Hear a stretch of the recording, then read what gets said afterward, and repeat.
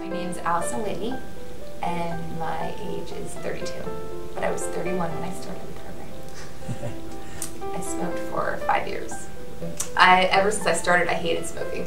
I started smoking when I lived in LA. I was a D1 athlete, and I moved to LA and had a boyfriend that smoked and gave into peer pressure and started smoking because everyone else did, and it was disgusting. I tried chewing Nicorette gum once, and that was even nastier, so I went back to smoking. I once read a book. Every time I wanted to have a cigarette, I had a little quit smoking book I got from Borders, and I would just go outside and I'd read a page of it.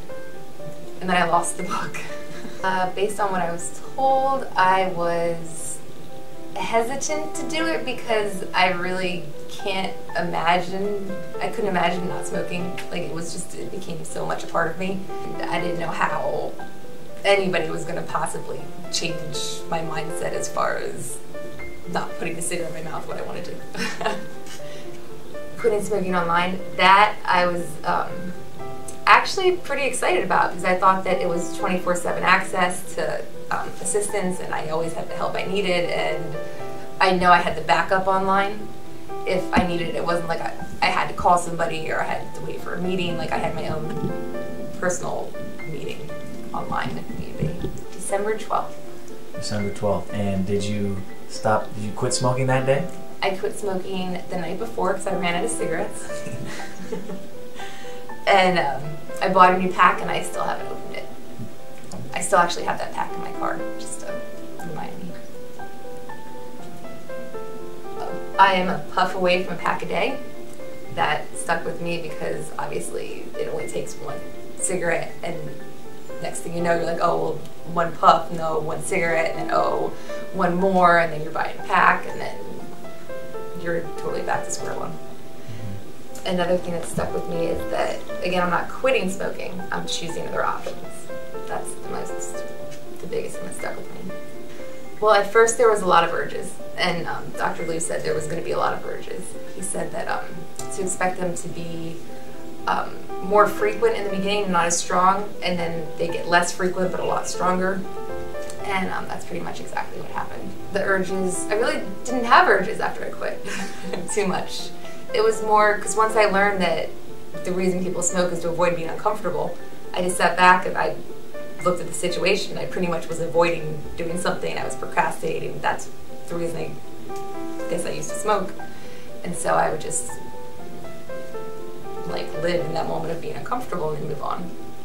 I look better, I smell better, I feel better, my car smells better, people notice that I smell better, people want to be around me, people aren't disgusted by me, I don't have to plan my day around smoking, I actually pay attention when I drive, I don't have to worry about in situations like when I'm going on a plane. I actually went on a vacation on a cruise, and my parents got me a balcony in my room because they didn't want to deal with me and my cigarettes and beaning.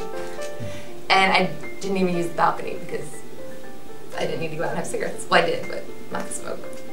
Your day kind of becomes built around when you're going to have your next cigarette, you know, and I don't have that anymore. I have a lot more freedom and a lot more time. I think this program works so well because of the core and the foundation of what it's built on. Dr. Lou, or Dr. Ryan, is a genius, and he really found the heart of why people smoke, and he's figured out ways to just train us mentally to not want to smoke, and he's found that button, the off button, that a lot of people can't find, like the Nicorette gum. It covers things up. That's one thing he pointed out, is that a lot of things like when we first quit smoking, he said to be uncomfortable, not to start eating to fill the space or fill that void, but a lot of people, they replace the smoking with something else, and then they just have another addiction.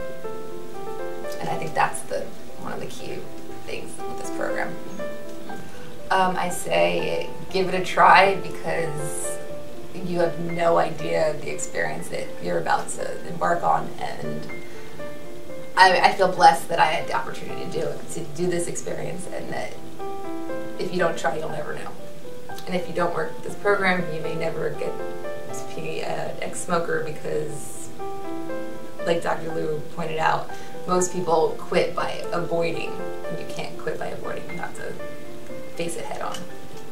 Thanks to Operation Smoke Free, after 5 years of smoking, I have been an ex-smoker since December 12th, 2011, and the past 2 months and the rest of my life, I will be an ex-smoker, and I can be around people that smoke. I can be wherever I want to be because I don't have the restrictions that smoking put on my life, thanks to Operation Smoke Free. I don't know, if it wasn't for Operation Smoke Free, I would be a 3.5 with a nasty cigarette and nasty breath and dirty clothes and disgusting, sitting outside by myself having a cigarette.